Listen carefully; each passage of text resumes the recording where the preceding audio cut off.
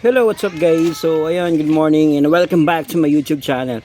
Alright, so may papakita lang ko sa inyong isa na namang budget meal at sa mga napakaangas na motor ng Rossi. So, ito yung KRY 200 version 4. Alright, so ang ganda ng front suspension. So, kitang-kita nyo naman yung decals niya, no?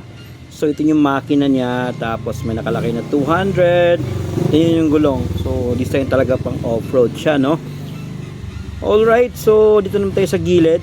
Kita-kita nyo naman yung sprocket. Napakalaki. Yung gulong, of course, talagang design siya for off-road, no?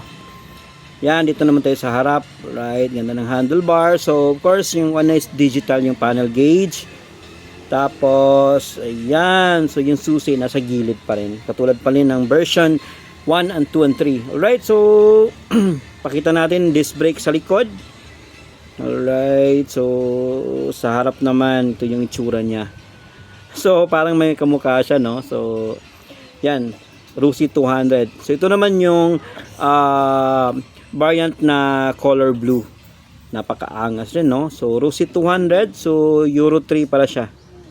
Alright, so kitang-kita nyo naman. Ayan, Euro 3. Alright, so para sa akin guys, first impression, napakaganda, no? Yung tindig niya, parang may kamukha siya, napakaangas. And ang importante guys, no, napaka-budget meal lang siya. Alright, so yun, tininan ko dito sa Osamis. Yan, kasi may lumabas sa mga vlog, sa YouTube na may bagong version ng KRY 200 version 4 ng Rossi. Ayan, tininan ko at meron silang available dito. Alright, so kung gusto nyo makita to sa personal, no, puntahan nyo ng any Rossi branch, Mindanao, Visayas, and Luzon. Alright, so hanggang dito na lang guys, and magandang araw sa inyo lahat, and God bless, ingat!